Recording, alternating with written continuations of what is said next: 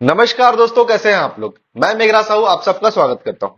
दोस्तों, मार्केट को अभी कुछ दिनों से अगर देखेंगे आप, तो जब से ये महाराष्ट्र इलेक्शन हुआ है और बीजेपी के फेवर में आया है, मार्केट ने अपना अलग ही रंग दिखाना शुरू कर दिया। इससे पहले जो लोग ये सोच के बैठे थे कि मार्केट यहां से डाउन जाएगा, लगभग 23,200 के रेंज में निफ्टी पहुंचने के बाद आप समझ सकते हैं कि वहां से मार्केट को और ज्यादा गिरने के एक्सपेक्टेशंस होने लगे थे। लोगों के दिमाग में तो लगभग 17,000 का लेवल ऑलरेडी आ ही चुका था कि मार्केट यहां से अब स्लिप करेगा ही करेगा और हमको 17,000 या 21,000 का लेवल हमको देखने को मिलेगा। लेकिन मार्केट ने यहां से अच्छा खासा बाउंस बैक किया। महाराष्ट्र इलेक्शन को जो उसको पॉजिटिव मिला, मार्केट को एक पॉजिटिव सेंटीमेंट मिला, जब मार्केट ने यहां से एक अच्छा खासा बाउंस बैक किया और बाउंस बैक करने के बाद फिलहाल अभी 24,000 लगभग 600 के लेवल पे रुका हुआ है। तो आज हम अपना जो स्टडी करने वाले हैं वो बड़ा टाइम फ्रेम पे करने वाले हैं। बड़ा टाइम फ्रेम इसलिए जरूरी है क्योंकि ये जो मार्केट है जिस रेंज पे फंसा हुआ है, यहां से मार्केट काफी ऊपर भी जा सकता है और अगर डाउन साइड जाना हो तो फिर से वो जो लोग सोच के बैठे 17,000 का लेवल, क्या वो आ सकता है, उसको जानने के लिए हमको बड़ा टाइम फ्रेम में स्टडी करना बहुत इंपॉर्टेंट हो जाता है। साथ ही दोस्तों, हम बात करते चलेंगे कि ये जो लेवल है मार्केट में, क्या इस लेवल पे बाइंग किया जा सकता है। अगर हम इक्विटी में बाइंग करते हैं, जैसे स्टॉक्स खरीदते हैं, तो क्या स्टॉक बाइंग करने का सही समय रहेगा, या आपको अगर बाइंग अच्छा खासा अमाउंट का करना है तो किस तरह से हमारा स्ट्रेटेजी रहेगा बाइंग करने का। साथ ही अगर हम फ्यूचर एंड ऑप्शन में ट्रेड करते हैं तो हमारे क्या स्ट्रेटेजीज होने चाहिए मार्केट को लेकर। तो दोस्तों, इन्हीं सारे क्वेश्चंस का आंसर आज हम इस वीडियो में आपको बताने वाले हैं। तो बने रहिए हमारे साथ इस वीडियो में अंत तक। 5 स्टॉक्स भी बताने वाले हैं जिसको आप अपने पोर्टफोलियो में शामिल कर सकते हैं और एक लॉन्ग टर्म गेन उस स्टॉक से ले सकते हैं। तो दोस्तों, चलते हैं स्क्रीन पर और सबसे पहले एनालाइज करते हैं निफ्टी को बड़े टाइम फ्रेम में। तो दोस्तों, ये जो चार्ट आप देख रहे हैं वो निफ्टी का मंथली कैंडल है और मंथली कैंडल के हिसाब से देखेंगे आप तो मान के चलिए कि ये जो डिप आया हुआ था ना आपके पास, ये आया हुआ था लगभग 2020 में, लगभग 1 मार्च 2020 के आसपास में ये डिप आया हुआ था। उसके बाद मार्केट ने जो डिप हाई जो बनाया हुआ था वो लगभग बनाया हुआ था 18,000 के लेवल का। और ये जो 18,000 का जो लेवल आ गया था ना दोस्तों, ये आ गया था लगभग आपका 1 साल और लगभग 7 मंथ में ये हाई आपको अचीव हो गया था। आप कैलकुलेट कर सकते हो कि लगभग 7,000 का लेवल, उसके बाद 18,000 का लेवल, जब जस्ट मार्केट लगभग 1.5 साल में डबल के आसपास हो गया था। डबल से भी ज्यादा बोल सकते हो आप। उसके बाद जो मार्केट ने जो रिट्रेसमेंट दिया हुआ था वो दिया था इस लेवल पे। मान के चल सकते हैं कि लगभग फिर से 15,000 के लेवल तक मार्केट फिर से आया हुआ था 1 जून 2022 का। तो लगभग 1 साल के अंदर भी मार्केट में 1 साल तक थोड़ा सा रिट्रेसमेंट आया हुआ। ये जो दौर था दोस्तों, ये जो रिट्रेसमेंट आया, ये दौर था कोविड का दौर था, जिसपे मार्केट में रिट्रेसमेंट आया और मार्केट थोड़ा सा रिट्रेस किया। चलिए चलकर देखते हैं कि मार्केट में आखिर यहां से यहां तक में कितने परसेंट रिट्रेसमेंट आया। सबसे पहले ये चेक कर लेते हैं। तो अगर आप देखेंगे तो मान के चलिए कि मार्किंग भी कर देते हैं और आपका जो डाउन साइड का जो रिट्रेसमेंट आया हुआ है लगभग 14,000 के आसपास का आया हुआ है और हाई जो है लगभग 18,670 का हाई बनाया हुआ है और जो लो था वो लगभग 7,670 का लो से ये हाई बना हुआ था दोस्तों। आप समझ सकते हैं कि मार्केट ने 1 साल 2 साल के अंदर में इतना अच्छा टारगेट दिया कि मार्केट में लोगों के पास अच्छा खासा पैसा बना है, जिसकी वजह से अभी अगर देखेंगे तो लगभग अगर ये रिट्रेसमेंट अगर चेक कर रहे हैं हम, तो लगभग 0.35 के आसपास का रिट्रेसमेंट मार्केट ने कर लिया है। अगर इतना परसेंट का रिट्रेसमेंट कर लिया है और निफ्टी ने अगर यहां से ये जो लेवल ब्रेक कर दिया है, तो अब हमको नया टारगेट मिलेगा यहां से। यहां पर 0.35 का रिट्रेसमेंट हो गया है, जिसको हम नोट कर लेते हैं। चलिए अब देखते हैं कि आगे का टारगेट क्या आता है अगर इतना रिट्रेसमेंट हो गया है तो।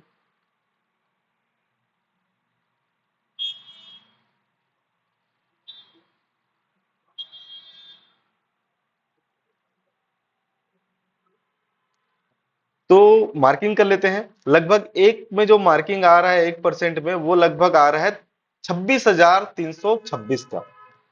तो दोस्तों देख सकते हैं कि आप ये इलियट व्यू थ्योरी से जो हम स्टडी कर रहे हैं ये पुराना स्टडी को कर रहे हैं, और हमको एग्जैक्ट लेवल्स भी इसके थ्रू मिल गया कि लगभग 26,326 का आपका टारगेट था, जो कि आने का था। और उसके बाद मार्केट में फिर से रिक्वायरमेंट था एक रिट्रेसमेंट का, जो कि होना बहुत ही ज्यादा जरूरी था। तो इस लेवल को अचीव करने के बाद निफ्टी ने एक रिट्रेसमेंट फिर से किया, जो कि रिट्रेसमेंट हुआ था, मान के चलिए आपका 23,273 के लेवल पे। चलिए रिट्रेसमेंट को लगाते हैं और चेक करते हैं कि आखिर ये रिट्रेसमेंट जो हमको रिक्वायर्ड था वो कितने का रिक्वायरमेंट था। क्योंकि मार्केट ने तो रिट्रेसमेंट किया है, लेकिन अगर वो उस लेवल तक अगर रिट्रेसमेंट नहीं किया है तो मार्केट ये जो ऊपर जा रहा है ये फॉल्स है। मार्केट कभी भी नीचे आ सकता है। और अगर ये मार्केट ने इस लेवल तक रिट्रेसमेंट कंप्लीट कर लिया है और मार्केट को अगर ऊपर जाना है तो कितने परसेंट पे रिट्रेसमेंट किया हुआ है, चलिए रिट्रेसमेंट लगाते हैं और चेक करते हैं। एक काम करते हैं, सबसे पहले ये जो टारगेट जो हमको लगाए हुए हैं एक्सटेंशन, उसको डिलीट कर देते हैं ताकि विजन क्लियर रहे, विजिबिलिटी क्लियर रहे।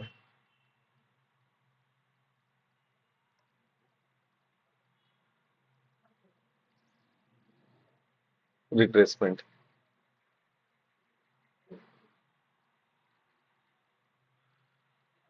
तो दोस्तों आप देख सकते हैं कि हमको जो 0.38% का रिट्रेसमेंट के लिए लगभग 22,000 के लेवल पे आना था, लेकिन निफ्टी ने एग्जैक्ट 23.23 के नीचे का रिट्रेसमेंट दिया हुआ है, या बोल सकते हैं कि लगभग 0.23 के आगे का रिट्रेसमेंट निफ्टी में कंप्लीट हो चुका है। तो अगर इसको कैलकुलेट करेंगे तो लगभग 0.65 के आसपास का टोटल रिट्रेसमेंट हो गया इस वेव पे। और इस वेव पे जैसे ही इतना रिट्रेसमेंट हुआ, हमको फिर से 1 और 2 मिलना चाहिए। आप अगर मार्किंग अगर देखेंगे तो ये हमारा 1 हुआ, ये हमारा 2 हुआ, और ये हमारा 3 हुआ। जब ये 3 आया तो हमको यहां से ये 4 मिला, और अगर ये रिट्रेसमेंट कंप्लीट हो चुका है तो हमको यहां से फिर से 1 मिल चुका है। तो दोस्तों अगर हमको 1 मिल चुका है तो हमारे टारगेट कहां तक होंगे, चलिए चेक करते हैं। निफ्टी के लिए टारगेट और हमारा स्टॉप लॉस और हमारे स्ट्रेटेजीज क्या हो सकते हैं मार्केट को लेकर, ये देखते हैं।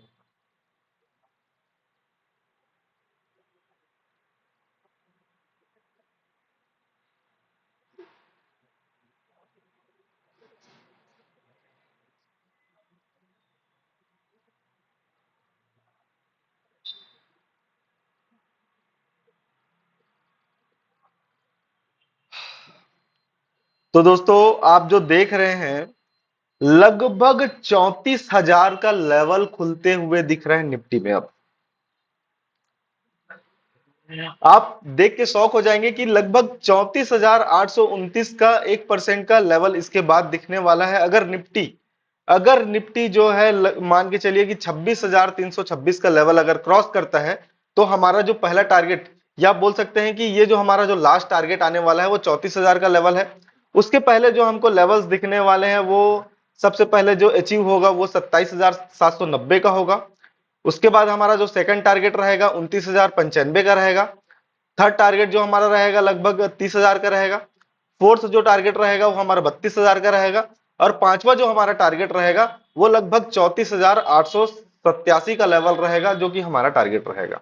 उसी प्रकार दोस्तों अगर ये इस लेवल से ब्रेक करता है और डाउन साइड का एक रेंज दिखाता है तो हमारा जो स्टॉप लॉस जो पहला रहेगा वो रहेगा 23,141 का। अगर इस लेवल को क्रॉस कर लेता है तो उसके बाद जो हमारा स्टॉप लॉस रहेगा वो लगभग 24,677 का रहेगा। जो हमारे जो टारगेट्स हैं वो स्टॉप लॉस बनते जाएंगे दोस्तों, क्योंकि हमको अगर बड़ा पॉइंट अचीव करना है तो हमको एक प्रॉपर टारगेट वहां पे सेट करके रखना होगा। तो निफ्टी के मंथली कैंडल पे अगर देखेंगे दोस्तों तो हमको लगभग 34,000 का लेवल यहां से खुलते हुए दिख रहा है। अब ये 34,000 का जो लेवल है वो मान के चल सकते हैं दोस्तों कि साल में, 2 साल में अचीव होंगे, क्योंकि हम मंथली टाइम फ्रेम को स्टडी कर रहे हैं। और अगर ये बड़ा टारगेट हमको अचीव करना है तो हमको मान के चलिए कि 2 साल, 3 साल, 4 साल तक हमको लॉन्ग टर्म होना पड़ेगा। और जब तक इस लेवल को ब्रेक नहीं करेगा, लगभग मान के चलिए कि 23,000 का लेवल को फिर से ब्रेक नहीं करेगा, तब तक हम डाउन साइड के बारे में नहीं सोच सकते। मार्केट कंटिन्यूसली ऊपर ही जाएगा।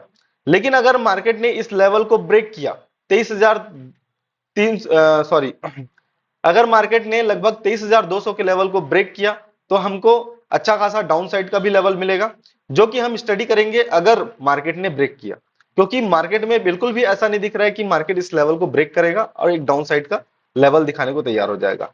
लेकिन मैं ऐसा भी नहीं बोलना चाह रहा हूं दोस्तों कि मार्केट यहां से यहीं पर रुक जाएगा और यहां से कंटिन्यूसली ऊपर जाते जाएगा। मार्केट में ऐसा हो भी सकता है कि फिर से 23,200 का लेवल हमको देखने को मिले, लेकिन जब तक वो उस लेवल तक जाता नहीं है हम डाउन साइड के बारे में नहीं सोचेंगे। अभी फिलहाल हमारा जो टारगेट रहेगा, ये हमारा जो स्टॉप लॉस रहेगा वो 23,000 का लेवल रहेगा हमारा स्टॉप लॉस। और जो हमारा फर्स्ट जो टारगेट होने वाला है अभी फिलहाल, वो होने वाला है 26,000 का लेवल। तो दोस्तों यहां से आपको लगभग 1,500 पॉइंट मिल सकता है और हमारा जो स्टॉप लॉस भी होने वाला है वो लगभग 500-700 पॉइंट का हमारा स्टॉप लॉस होने वाला है। तो 1:3 के रिस्क रिवॉर्ड रेशियो में आप लॉन्ग हो सकते हो, फ्यूचर खरीद के रख सकते हैं निफ्टी का। तो दोस्तों ये जो कैंडल आप देख रहे हैं ये निफ्टी का वीकली कैंडल है, और वीकली कैंडल पे अगर आप देखेंगे तो निफ्टी कुछ अलग ही दिख रहे हैं, क्योंकि यहां से अगर देखेंगे तो जो डिप बनाया हुआ है वो आपको मंथली टाइम फ्रेम में भी सेम डिप दिखेगा, लेकिन जो चार्ट में जो पोजीशन जो दिख रहा है उसके हिसाब से हम बात करेंगे। फिलहाल मूविंग एवरेज को, जो 20 डेज मूविंग एवरेज को यहां से ब्रेक किया और एक जो सपोर्ट था जो कि अच्छा खासा सपोर्ट था, इस जगह से मार्केट ने पहले भी बाउंस बैक किया हुआ है, लगभग 23,000 का लेवल वहां तक निफ्टी आया और एक अच्छा बाउंस बैक करते हुए फिलहाल 20 डेज मूविंग एवरेज के अभी ऊपर है। अभी अगर करेंटली अगर वीकली टाइम फ्रेम में अगर देखेंगे तो जो हमारा जो करेंट जो सपोर्ट जो दिख रहा है वो यही लेवल दिख रहा है। आपका मान के चल सकते हैं कि 24,500 का जो लेवल है ये हमारा करंट सपोर्ट लेवल है। 24,500 या 24,400 के लेवल को आप करंट सपोर्ट बोल सकते हो, और इसी लेवल का स्टॉप लॉस रख के, इस लेवल का स्टॉप लॉस रख के आप इस लेवल के लिए लगभग 26,000 के लिए फिर से जो ऑप्शन है उसको होल्ड करके रख सकते हैं और आपको एक अच्छा टारगेट मिलने के भी चांसेस रहेंगे। तो दोस्तों मेरा मानना यह है कि निफ्टी यहां से काफी ज्यादा स्ट्रांग है, और निफ्टी अगर काफी ज्यादा स्ट्रांग है तो यहां से एक अच्छा खासा बाउंस बैक भी आने का चांस रहेगा। चलिए निफ्टी में एक काम करते हैं कि अगर हमको कोई सेक्टर को अगर देखना है तो हम सबसे पहले हीट मैप देख लेते हैं। हीट मैप देखने से हमको यह समझ में आने लगेगा कि मार्केट में आखिर कौन कौन से सेक्टर्स है जो कि काफी अच्छा परफॉर्म कर रहे हैं।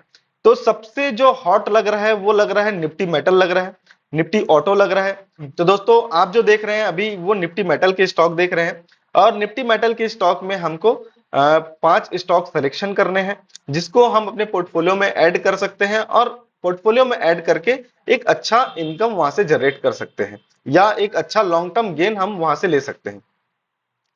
तो दोस्तों हम जो अपने पोर्टफोलियो में ऐड करने वाले हैं उसमें जो पहला नाम रहेगा वो हिंडाल्को का रहेगा। काफी अच्छा कंपनी है दोस्तों। आप इसके फंडामेंटल्स को भी देख सकते हैं, टेक्निकल को भी देख सकते हैं। टेक्निकली हम अभी स्टडी नहीं करके दिखाएंगे आपको, टेक्निकली हम अपने अगले वीडियोस में आपको स्टडी करके दिखाएंगे इन सारे स्टॉक्स का। उससे पहले हम आपको पहले ये जो स्टॉक है हम चाहेंगे कि आप अपने वॉच लिस्ट में ऐड कर लीजिए। वॉच लिस्ट में ऐड करके आप लगभग एक हफ्ते देखिए कि मार्केट में कैसा मोमेंटम आ रहा है, उसके हिसाब से ये जो स्टॉक हम जो रिकमेंड कर रहे हैं आपको ये कैसा मूवमेंट कर रहा है। अगर आपको इन स्टॉक्स में थोड़ा सा भी पॉजिटिव दिखेगा तो आप थोड़ा थोड़ा करके इसमें स्टॉक में इन्वेस्टमेंट करना स्टार्ट कर सकते हैं, या ऐसा कर सकते हैं कि आप बकेट बना के रख सकते हैं कि रोज एक स्टॉक आप अपने पोर्टफोलियो के लिए इन में से कोई एक खरीद के रख सकें। जो दूसरा हमारा स्टॉक होने वाला है वो हिंदुस्तान जिंक है। हिंदुस्तान जिंक इसलिए दोस्तों क्योंकि इसमें डिविडेंड काफी अच्छे आते हैं। अगर आपके पास मान के चलिए कि इसके अगर 10 स्टॉक भी है तो ये 20 रुपए 30 रुपए के आसपास का डिविडेंड देता है, और काफी अच्छे लेवल पे भी रुका हुआ है। लगभग मान के चलिए कि 1000 के लेवल को टच करके आया हुआ है, लगभग 40 to 50% के आसपास का रिट्रेस कर चुका है ये, और इतना डिस्काउंटेड रेट में ये मिलने वाला है आपको लगभग 510 के रेट में। तो आप इसको बाई कर सकते हैं और अपने पोर्टफोलियो में ऐड कर सकते हैं। ये आपके लिए एक अच्छा इन्वेस्टमेंट ऑप्शन हो सकता है। तीसरा जो नाम है जो हम अपने पोर्टफोलियो में ऐड करने वाले हैं वो है नेशनल एल्यूमिनियम। दोस्तों ये स्टॉक पे आप नजर बना के रखिए, काफी छोटा स्टॉक है, काफी सस्ता है। लोग बोलते हैं कि हमको 200-300 के रेंज पे स्टॉक बताओ, तो दोस्तों ये 248 रुपए का स्टॉक है जो आपके पोर्टफोलियो को चार चांद लगा देगा, और काफी अच्छा स्टॉक है जिसको आप अपने पोर्टफोलियो में शामिल कर सकते हैं। उसके बाद आपको जो भर भर के खरीदने हैं वो है चौथा हमारा स्टॉक, वो है टाटा स्टील। काफी बड़ा नाम है, टाटा स्टील के बारे में हर कोई जानता है और लगभग 148 रुपए पे ट्रेड कर रहा है। आप डेली एक स्टॉक खरीदिए, 200-300 रुपए का अगर आपको इन्वेस्टमेंट करना है तो डेली एक स्टॉक खरीदिए। आप देखिए कि आपके पास पोर्टफोलियो में क्या चेंजेस आते हैं और आपका पोर्टफोलियो कितना बन जाता है एक समय आने के बाद। लगभग 2 साल 3 साल में देखिएगा कि आप इस स्टॉक में कितना बड़ा मूवमेंट आ सकता है। ये हो सकता है दोस्तों कि ये आपको स्टॉक 800-900 में भी ना मिले। तो दोस्तों आज से ही आप ये टाटा स्टील का लगभग एक स्टॉक डेली खरीद सकते हैं और आप अपने पोर्टफोलियो में ऐड कर सकते हैं। जो हमारा पांचवा स्टॉक जो रहने वाला है दोस्तों, वो है सेल, जो कि 123 रुपए का स्टॉक है और अच्छा खासा मल्टीबैगर साबित हो सकता है। तो दोस्तों ये जो 5 स्टॉक है, ये मेटल सेक्टर के 5 स्टॉक है और इन पांचों स्टॉक को आप अपने वॉच लिस्ट में ऐड कीजिए और डेली का मोमेंटम चेक करिए। मैं ये नहीं बोलूंगा कि मैंने अगर रिकमेंड कर दिया है तो आपको इस स्टॉक को खरीदना है। आप अपने एडवाइजर से पूछिए और आप अपने आप से भी अच्छे से स्टडी कीजिए इन्वेस्ट करने से पहले।